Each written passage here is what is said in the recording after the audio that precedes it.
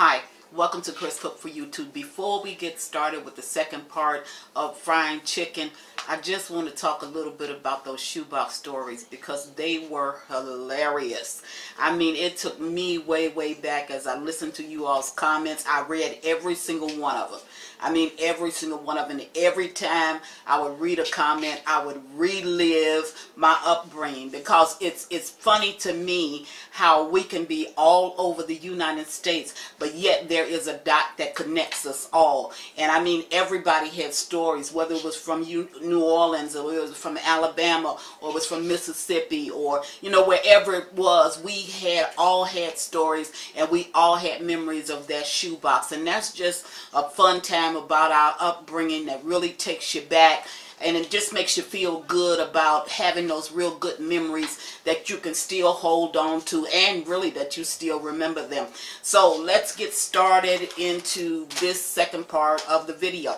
Now I do want to tell you that the third part may come next week, and the only reason why the third part is coming next week is because when I fry the chicken, I got to eat the chicken. So that means that tomorrow I'm not going to want to eat chicken again. So I'll do the first part we did last night, second part we're going to do today, and then the third part I'll do in a video next week. Okay, so here we are. We have the three types of chicken that I have prepared. I have this that was soaked in buttermilk, and I'm going to tell you something. If you have not tried soaking your or leaving your chicken overnight to marinate in buttermilk, you really need to try it because it will change the way you think about chicken. This is really a good way to fry. The only reason why I notice the tanginess of the chicken is because with the buttermilk is because maybe in the back of my mind I'm kind of looking for it, but it's not a noticeable taste. So don't be afraid to try it. But it is the tenderest, it is the moistest, it is the juiciest chicken you will ever encounter. And if you go to this, I guarantee you'll be cooking it this way more than not. Now, the only reason why I don't cook it in buttermilk all the time is because I don't keep buttermilk in my house. It's not something that I normally have. But if I have buttermilk, then buttermilk is going on the chicken. This one was the one that was done in whole milk. Now, you will get a tender chicken, but you will not get as tender of a piece of chicken as you would if you had used buttermilk. And it's really not a noticeable taste. And this is the one that we just put the seasonings on itself, and we did not put anything else just to coat it. And all of these were just done this way so that the seasonings can absorb into the chicken. Now, a lot of people don't marinate their chicken. A lot of people don't leave it overnight. Some people leave it 4 hours. Some people leave it 6 hours. Some people leave it overnight. And some people just go ahead and just fry their chicken. And all of those ways are good ways to fry. That's not a problem. All of those ways are good ways to fry, and I'm not knocking any of them. I'm just showing you some different ways that you can actually fry and get a very good piece of chicken.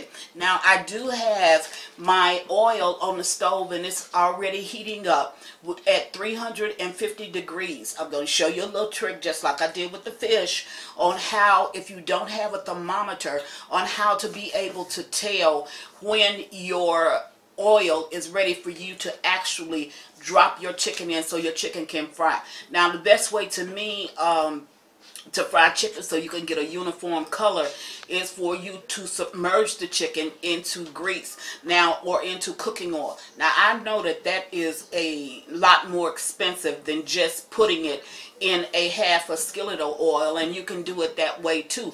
As long as the oil comes up halfway to chicken, it doesn't really matter if it's halfway to chicken or if you're submerging the chicken into the cooking oil. The best types of oil to use is, believe it or not, either lard or cooking oil, a vegetable cooking oil, or peanut oil. Those, I mean, it takes a long time before they will actually burn. So those are the better, you know, items. If you use different cooking oils in order to fry your chicken, just go ahead and do what you normally do. But that's just the way that those are just the better oils for you to use. Now, I'm going to cook this in 3 batches. I'm going to do the ones that is not coated with milk. I'm going to do that first, which would be this one, and then we're going to move on to the other 2. But I guarantee you that this is going to be some pretty fried chicken, and I know that it's really going to be good and tasty. So right now, I'll meet you at the stove. Be right back. Okay, now I'm at the stove, and you can see I'm using a cast iron skillet. If you don't have a cast iron skillet, don't worry about it. I find that a cast iron skillet fries chicken very well because there's an even temperature going all around the chicken. So we're going to go ahead and get started. And I showed you in a different video how to really test your flour if you don't have a thermometer. I do have a thermometer, but I have been using this technique for so long until this is the one that I actually use. If you look, those were just grains of flour. You see that it bubbled up a little bit. I'm going to see if I can find one that, here, this might do it a little bit better. Okay, there you go. See that? That flour dropped in and it came back up to the top, and see how it's sizzling all the way around the sides? Well, that lets me know that this grease is hot enough for me to actually go ahead and start to put in my chicken. Now, you don't want to crowd your chicken. I'm still using bags, okay, and I'll use, if I had a brown paper bag, that would be what you would see. But I don't have a brown paper bag, so I have 2 plastic bags that I'm using. I've already shook my chicken in here, and what I'm going to do is to just bang the pieces together so I can get off the excess flour that's on the chicken, and I'm going to begin to put it into the oils. Now, if you can listen to that sound, that's as heavy as you want your sound to get. You don't want your chicken to be popping when you drop it down over in the grease all over everywhere. You want to get an even fry.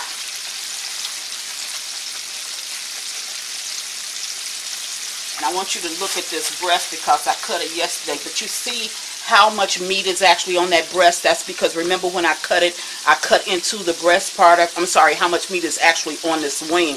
When I cut into it, I cut into the breast part, so that gave me a little bit more meat on my wing. So I'm going to go ahead and drop that in as well. Now, this chicken takes roughly about 20-25 minutes in order to cook. You don't want to be picking and poking at your chicken with a fork or with whatever it is that you use to turn your chicken with. You want to let it fry. Let it fry for about a good 10-12 minutes before you're thinking about turning it. Now, I'm going to let this fry for about 10 to 12 minutes, and then I'm going to bring you back when I get ready to turn it so you can see it. But I need you to hear that sound. That is a medium range sound. That's what you can connect that sound to. And that's as hard, or that's all the loudness that you want from your cooking oil. You don't want it to be any louder than that. You don't want it popping all over every place. You don't want none of that. So when I get ready to turn this chicken over, I'm going to bring you right back. See you in a couple minutes. Okay, now I'm back and I'm getting ready to take this chicken and flip it over. It's been about 10 minutes. So I'm going to go ahead and flip my pieces over. Okay? Now you don't have to touch that chicken until you get ready to flip that chicken over. Okay? If you want to touch it one time and move your pieces, you go ahead, but that's not necessary. Okay? Once you flip that chicken over, that chicken will fry on the other side. Now, if I had this container filled with grease and I could actually drop my chicken down in, once that chicken rises to the top, then it's done. This way, when you don't have your chicken totally submerged in cooking oil, then you have to play it by ear. But I've been cooking so long, you know, on frying chicken until I know pretty much, you know, when it gets done. Just keep in mind that it's going to take 20-25 minutes. I've had a lot of people tell me that their chicken actually is brown on the outside, but it's not done on the inside. That's because you did not leave it in the skillet long enough to cook. This is not a fast process. It's only it can be a faster process if you're using a deep fat fryer. But if you're using just a regular skillet, give that chicken a good 20-25 minutes. Okay, give it 12.5 minutes on one side, then 12.5 minutes on the other side, maybe 13, depending on how golden brown you actually want the chicken. And you won't have to worry about whether or not that chicken is actually done on the inside, because it will be done on the inside. And if you need to set a timer on when you turn it, then go ahead and set a timer. That's not something that I need. And most of your old school cooks, they just know how to cook that chicken. So now I'm going to let it brown on this side, and I'll bring you back when I get ready to start that second batch. Be right back. Okay, now this is the chicken that only had the seasonings on it, but it did not have any milk coating. So I'm going to go ahead and I'm going to take this chicken out.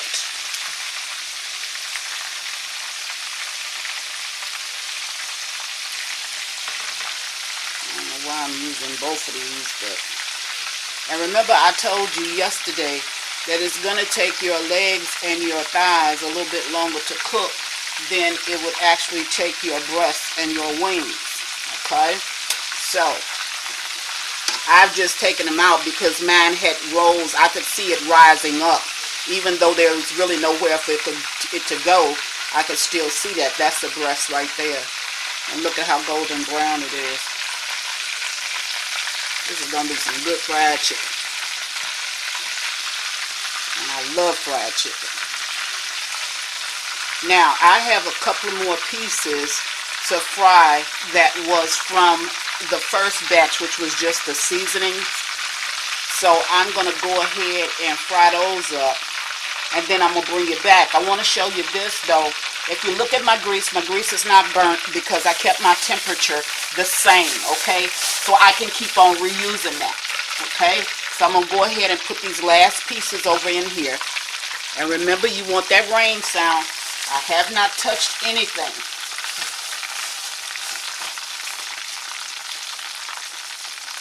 I'm just banging them together over here. My granddaughter had some, she likes chicken tenders. So I got a couple of chicken tenders that I wanted to just throw over in with the rest of the chicken. So I'm going to go ahead and fry this up, and when I get through frying this up, then I'm going to bring you back so you can see when I put in the milk version, you know, of the milk battered chicken. Now, with the milk battered chicken and the buttermilk battered chicken, I'm going to add a little bit more salt to my flour. And the reason why I'm going to add more salt to my flour is because I had a liquid in there. And some of that salt may not be on my chicken. So I'm not going to add a lot. I'm just going to add a little to it. Look at that fried chicken. That's the way your chicken is supposed to come out. Okay? Now, keep in mind the sound is just like a medium rain. And that's all you want. It's just like a medium rain. So when I get ready to put in that next batch, I'll bring you back. Be right back. Okay, this is the last of the seasoned chicken. So I'm going to go ahead and take this out. These two pieces here, like I told you, I put my granddaughter some chicken tenders in there. Because she don't like chicken with bones in it. So, more for me. Okay, so I'm going to take this chicken out. This is a back, and this back looks good too.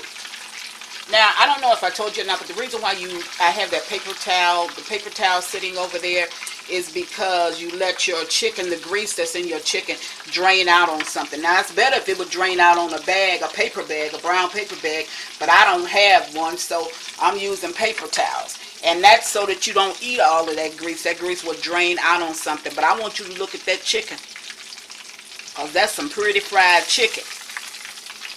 I mean, really, really pretty. And I'm still using the same grease. And if you listen to the temperature, it was still the same. I'm sorry, if you listen to the grease fry, it was still the same. It was not a hard rain where you got to duck and dodge when you put your chicken in because you don't know if you're going to get popped by grease. Nope.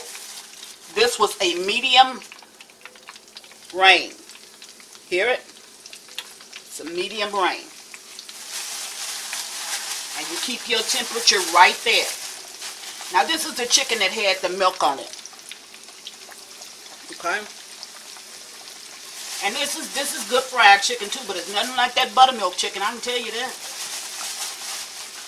And that's for real.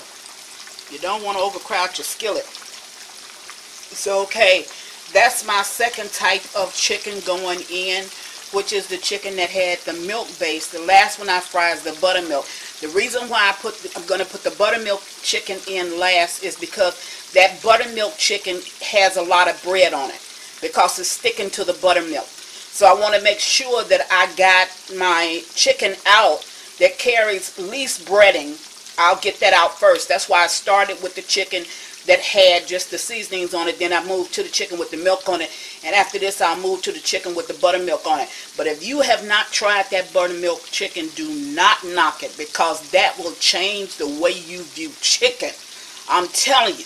And what that word, somebody was telling me, they love to hear me say fantastic. Well, I'm telling you, that buttermilk chicken is fantastic. You will really, really love it. So when I get ready to flip this chicken over, I'll bring you right back. Be right back.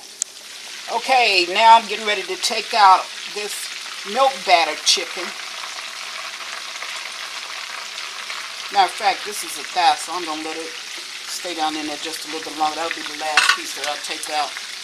And I'm going to go ahead and take out these breasts and these wings first.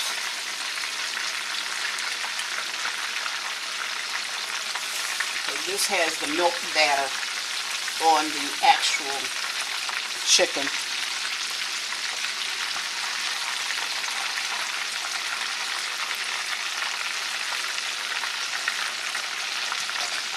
This chicken still looks good. And I still got a whole nother batch of chicken right behind this one in order to fry. Now the reason why I dropped that short thigh or that thigh down in back in the grease, the thigh, I remember telling you that the thigh and the leg takes a little bit longer to cook. So I want to make certain that I get out first, I get out my breast meat and I get out, you know, my wings before I actually take these two pieces out. But they are done, so that I don't have to worry about.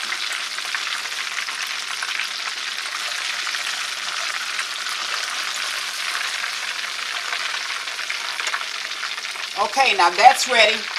And if you notice, my grease still sounds the same. I got a couple more pieces of this that I want to put in before I move to that buttermilk chicken. So when I actually move over to start doing the buttermilk chicken, I'll bring you right back. Okay, I brought you back because I want to show you something, okay? Now, I'm frying up. I have fried 1, 2, 3. This is my 4th batch of chicken that I have actually fried in this grease. I want to show you this. Do you see those little bitty see the little dark spots on the chicken right there? That does not come from this grease. That comes from the flour from me having fried so many batches in here. And what happens is that flour, as you take out your chicken, is still sitting at the bottom of the pan. And what happens is it's continuing to cook. So it's continuing to get dark. So you don't want that. So what I'm going to do, once I take, there's some right there, see? Now this is not dark enough where I can't eat it. It's not even burned. It's fine. But I wanted to bring you back and show it to you because you don't want to put another fresh batch of chicken on top of this. Like I told you, my granddaughter, I got her some little chicken strips over here. So what I'm going to do is, once I take out this batch and before I put in the buttermilk batch chicken, I'm going to drain this oil. What does that mean? I'm going to take this oil that's in here, because I'm still going to use it. So, and I'll probably use it again and again.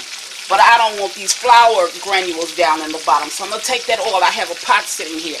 I'm going to take that oil and I'm going to put it in this pot. I'm going to pour it in this pot, okay? Then I'm going to wash out the skillet, get all of the little granules that you see. Here's what it looks like in the bottom. See how it is around the side? Well, that's exactly how it looks in the bottom. And that's exactly what ends up on your chicken. So what I'm going to do is, now it's not a bad thing. Let me just put that out there. It's not a bad thing, but I don't want it on my chicken. And I don't want my chicken to get dark because of that. Because see right there, it's just getting a little bit dark because the crust is just sitting down in there, but it's not burnt. So, I mean, if you're fine with it, you can leave it like that, but I'm not going to leave it like that. What you do is you take this grease, transfer it into a different pot, wash out this to get all your flour granules out, and keep on using this grease because there's nothing wrong with it, and it's going to be just as good. Now, I want you to notice this before you leave me. I want you to notice still sounding like a medium rare. Haven't changed from the medium rare. So we're going to leave that just like it is. Make sure you get no more than that medium rare. So I'm going to go away, and as soon as these two pieces get through frying up, what I'm going to do is I'm going to clean out this before I put in my last batch. Put this grease right back in here and keep on using it. Be right back to show you this. I poured the grease inside of here. So all of the grease is inside of here. And as you can see, my grease is still usable again. You can see some little grains down in there. That's the same thing that you see in my skillet. But this is what I was talking about. See that? You don't want to keep cooking on top of that. That's just flour that's really getting ready to burn. So what you want to do, if you have large batches of chicken, if you're not frying a lot of chicken, you really don't have to worry about it. But if you're frying a lot of chicken, you want to get this out. After you've fried at least 3-4 batches, you want to make certain that you can get this out. So what I'm going to do is I'm going to go away, wash this skillet, pour this grease right back in here, and we're going to keep on frying. I'll be right back. Now I'm back, and I've washed out the skillet, and I have it sitting here waiting to put this same cooking oil. See it? Brown. It's the same cooking oil. Putting it right back in there.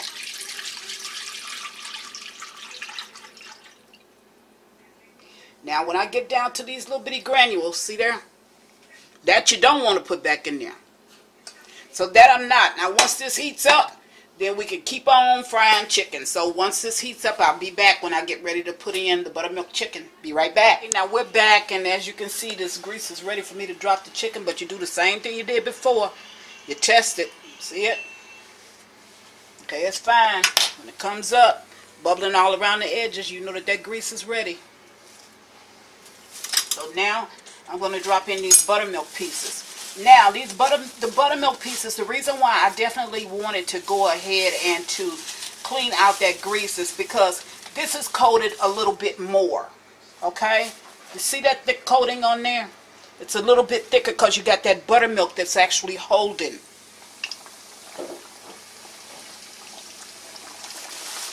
Okay? Don't want it to get any louder than that.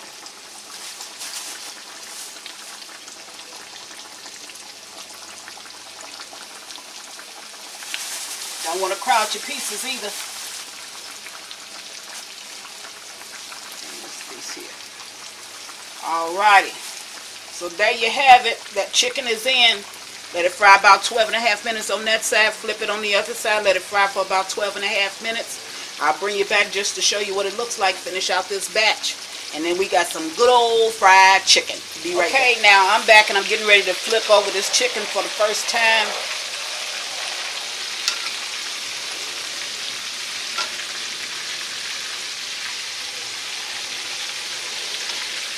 Okay. Now, had I not cleaned that grease out of that chicken, or had I not cleaned the grease out, then you would have had little spots all over with crumbs, and that you don't want. You want to get a even good fry. Okay? So now you'll get it. So I just flipped it over. This is the buttermilk batch, which is the last batch. I got one more batch after this. So I'll bring you back when I cook up everything, when I get it done. And that shouldn't take me any more than about another 30 minutes. I should have all of it done. I'll bring you back, or at least head it that way. But when I get ready to, when I finish up all this chicken, I'll bring you back and show you what everything looks like. Be right back. Okay, now we're back, and I'm still frying chicken. And I got another batch after this. And I want you to look at the time here. It is now 7 o'clock, and I normally don't feed my family past 5 o'clock.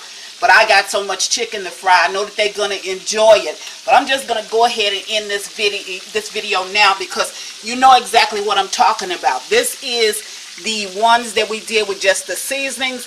This is the one that was done with just the milk. And this, I'm frying the batches with the buttermilk. Okay, I wish you was here to really sample this chicken, because I know this chicken is really going to be great. And I'm going to serve it with we're just going to have salad. So I made just a big, or my daughter made just a big size salad. So we're going to have that. Okay, just want to show you some things about chicken. In the next video, what I'm going to do, and that'll come next week, I'm going to show you, if you like to eat your chicken where the chicken crumbs is sticking to your fingers and you like to just lick that chicken off, I'm going to show you how to fry that chicken. If you like your chicken to be crunchy, but you don't want any chicken on your hands, I'm going to show you how to fry that chicken as well. So, until next time, thank you for watching Chris Cook for YouTube. Bye!